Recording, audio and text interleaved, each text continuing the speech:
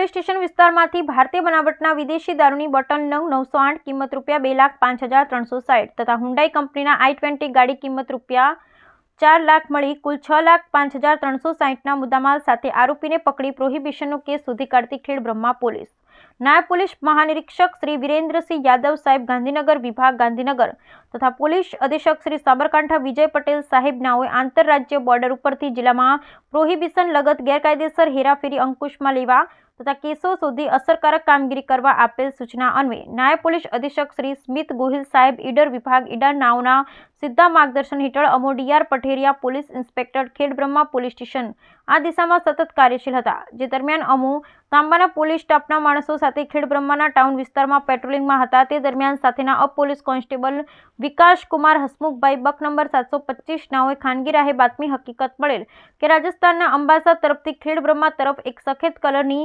Number વગરની Hyundai કંપનીના i20 ગાડીમાં ભારતીય બનાવટના વિદેશી દારૂ ભરીને આવનાર છે તેવી બાતમી હકીકત આધારે અમો ગલોડિયા ગામના બસ સ્ટેન્ડ નજીક રોડ ઉપર નાકાબંધી કરી વાહન ચેકિંગ કરતા હતા. તે દરમિયાન ઉપરોક્ત હકીકતવાળી ગાડી આવતા હાથનો ઇશારો કરી ઊભી રખાવેલ.